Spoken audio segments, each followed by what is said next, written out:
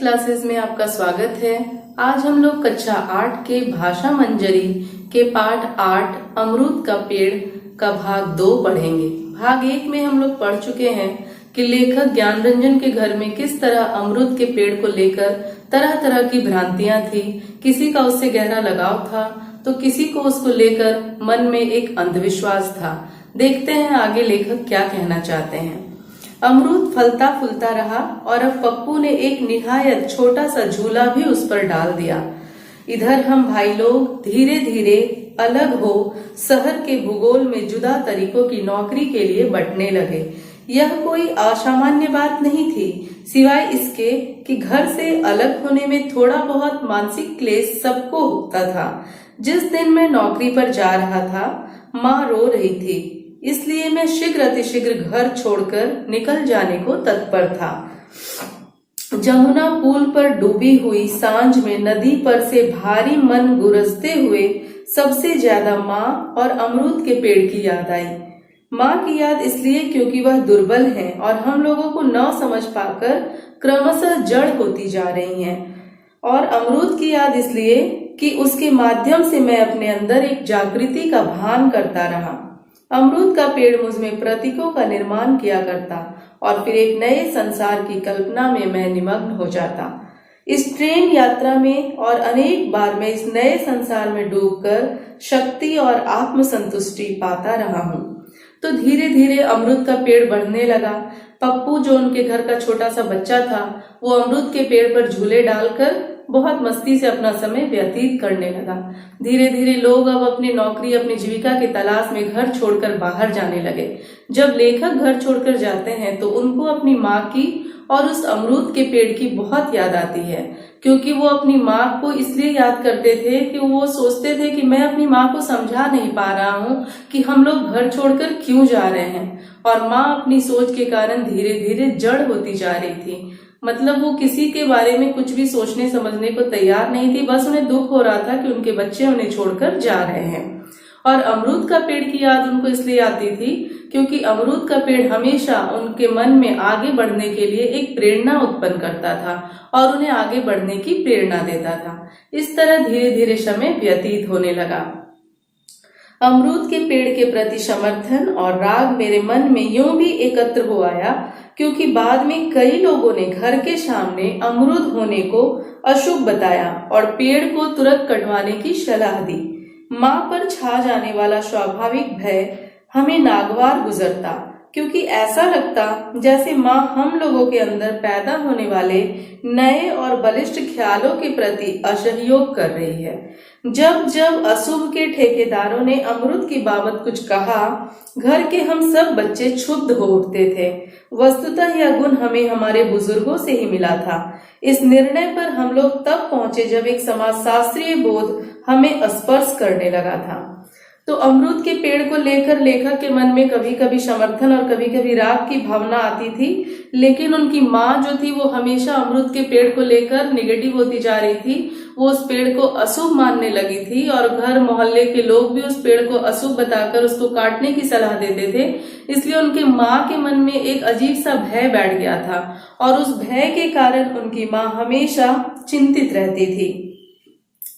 जीवन नए अनुभवों में गुजरने के मध्य व्यतीत होता रहा। मित्तू ने राखाल के साथ कुछ अमरूद भिजवाए थे और खत लिखा था कि इस बरस जबकि अमरूद भरपूर आया है, कोई घर पर नहीं है, तथा नम कर देने वाली जज्बाती बातचीत के कई नाजुक टुकड़े। पिताजी की चिट्ठियां हमेशा ही कुछ दूसरे प्रकार की रही हैं। उनमें एहसास की चादर ओढ़ने का प्रयत्न या दबाव रहता है। मैं देखता हूँ कि थोड़े समय में ही दुनिया में बहुत परिवर्तन हो गया है और यह परिवर्तन तेजी से दूसरे परिवर्तन की भूमिका बनता जा रहा है। बड़े बड़े घातक शरीर दुख मामूली और अचिंतनीय हो गए हैं। और पिताजी लिखते हैं कि माँ के बाएं फेफड़े में जो धब्बा था वह पुनः उभर आया है। यह सब किसी अशुभ ग्रह नक्षत्र का दुष्परिणाम है। शायद हम लोगों के बुरे दिन आ गए हैं। लेकिन मैं जानता हूँ कि अब यक्षमा बहुत आसान है और कहानियों में भी पात्रों का यक्षमा से ग्रसित होना लोगों को द्रवीभूत नहीं कर पाता। यक्षमा एक बीमारी है जो पहले लाइलाज थी, लेकिन अब उसका इलाज हर जगह संभव है। तो लेखक के पिता उनको जब पत्र लिखते हैं और उनकी माँ को यक्षमा बीमारी की शिकायत करते हैं, तो उन लोगों को ऐसा लगता था कि ये बहुत बड़ी बीमारी है और अब ये ठीक नहीं हो सकती। और लेखक के पिता को लग रहा था कि ये ग्रह नक्षत्रों के दुष्परिणाम के कारण हो रहा है, जबकि लेखक बिल्कुल सहज थे, क्योंकि वो जानते थे कि अब ये कोई बड़ी बीमारी नहीं है, बहुत आसानी से इसका इलाज संभव हो पाता है। इसलिए लेखक चिंतित नहीं थे, लेकिन उनके मन में एक डर था कि हमारे घर के लोग किसी न किसी अंधविश्वास से घिरते जा रहे हैं। अच्छे संपादक ऐसी कहानियों से ऊब गए हैं और उन्हें लौटाना ही श्रेयस्कर समझते हैं। फिर मृत्यु भी आज इतनी असह्य नहीं रह गई है। दुख शरीर से मन पर सिमट आया है। बहू ताजी रोटियां तो खुद खा जाती है और बासी हम लोगों के लिए रख देती है। तुम क्या जानो, हम लोगों का जीना मुहाल हो गया है। इधर तुम्हारी माँ अमरूद का पेड़ काटने को कहती है, सब लोग उसे अशुभ बता रहे हैं, आदि आदि। यह एक दुखद प्रसंग था। हालांकि मैंने अमरूद न काटने की अपनी बात पर ही जोर देने वाली एक चिट्ठी माँ को लिख दी थी। माँ भी उनकी एक चिट्ठी लिखती है जिसमें कहती है कि बहू अब अलग होना चाहती है, वो ताजा खाना खुद खाती है, बासी हम लोगों को खिला देती है। और उनके इस बात से लेखक को दुख हो रहा था। ये प्रसंग बहुत ही दुखद था, लेकिन लेखक हर हाल में यह चाहते थे कि उस पेड़ को कोई नुकसान ना हो, अमरूद के पेड़ को काटने की कोई बात नहीं करे। लेकिन उनकी माँ का यह कहना था कि हमारे घर में जो भी गलत हो रहा है, कहीं ना कहीं अमरूद का पेड़ ही उसके लिए जिम्मेदार है। राखाल हमारे पेड़ के जो अमरूद लाया था, वे बाजारू अमरूदों की सुंदरता से बहुत भिन्न होकर भी स्वादिष्ट थे। लेखक के घर से जो अमरूद भिजवाए गए थे, वो बहुत सुंदर और आकर्षक तो नहीं थे, लेकिन बहुत स्वादिष्ट थे। अमरूदों के और दोस्तों के बीच अच्छा समय गुजारते हुए मैं किंचित भावुक हो गया। मुझे वो दिन याद आने लगे जब हम छोटे छोटे थे और दिन दोपहरी दूसरे बंगलों की चारदीवारियां कूदकर अमरूदों की चोरी किया करते और पकड़े जाने पर बुरी तरह गिड़गिड़ाया करते थे। आज हमारे घर में भी अमरूद का पेड़ है तो एक अजीब सा गौरव होता है, यह कि जिनके घर अमरूद नहीं होंगे वे बच्चे ईर्ष्यालु हो गए होंगे, हमारी चारदीवारी कूदते होंगे। अमरूद के इस पेड़ की वजह रफ्ता रफ्ता पप्पू के बहुत से नन्हे मुन्ने दोस्त हो गए हैं, ऐसा अम्मा ने लिखा था और भौजाई से उसे इस बात की बहुत डांट पड़ती है।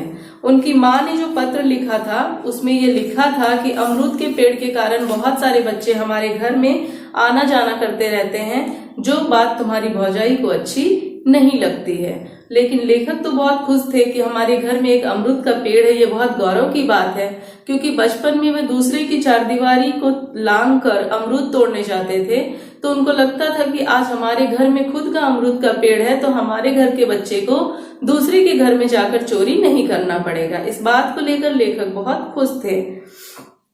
अपने इस अमरूद के पेड़ के संबंध में कभी कभार फैशनेबल ढंग से भी मैं सोचा करता हूँ। होटलों के लॉन में लगे बैठने वालों को सुखद छाह देते हुए रंगीन छातों की छाया मेरी आंखों में अक्सर उभरी है। हमारा अमरूद का पेड़ एक हरा छाता, एक डंगरा सा फलता फूलता पेड़ जिसमें अनुपातहीन डाले नहीं बल्कि एक समरापन है। अब लेखक शहरी ढंग से सोचते हैं कि जिस तरह हम लोग शहर में हरा छाता के नीचे बैठकर अपने मौसम का मजा लेते हैं, उसी तरह से घर के लोग उस अमरूद के पेड़ के नीचे बैठकर वैसे ही आनंद लेते होंगे। जब घर जाने की पहली छुट्टी मिली तो मन बहुत आतुर हो गया, मतलब जाने को बेचैन हो गया। सुख तन मन पर एक वहशत की तरह सवार था।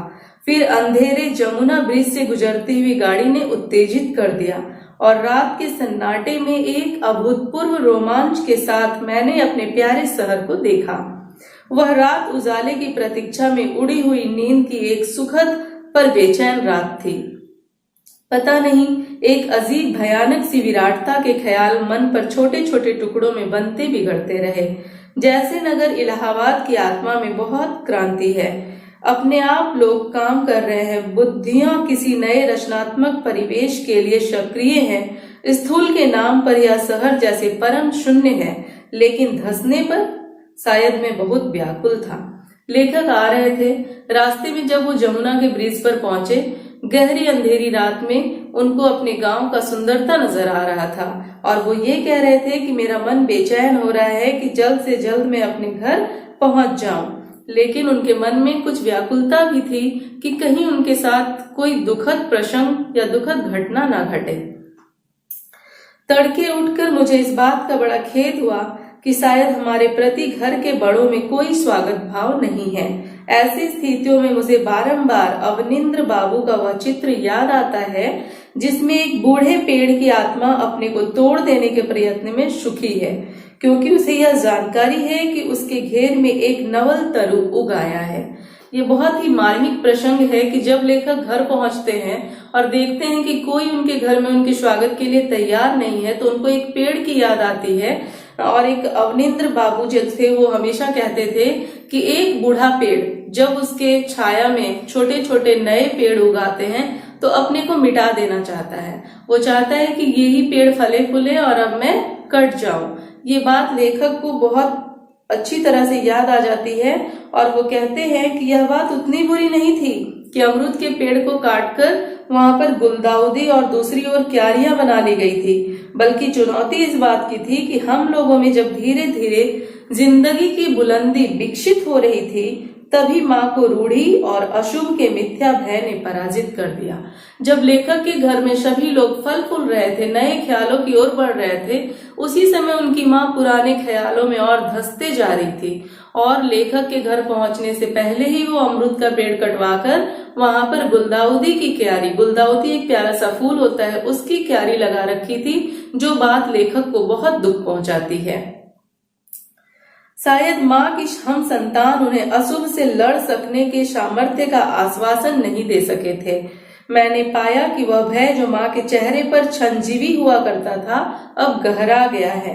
माँ का मन यह मान बैठा था कि बड़ी बहू की अलगाव भावना, सबसे छोटे का निठल्लापन, खुद उनकी बीमारी और लोगों का धंधे से बिखर जाना और कुछ नहीं है, बहुत दिनों तक दरवाजे पर उसी अमरूद के पेड़ लगे रहने का दुष्परिणाम है, जिसे काफी पहले ही लोगों ने अशुभ बताया था।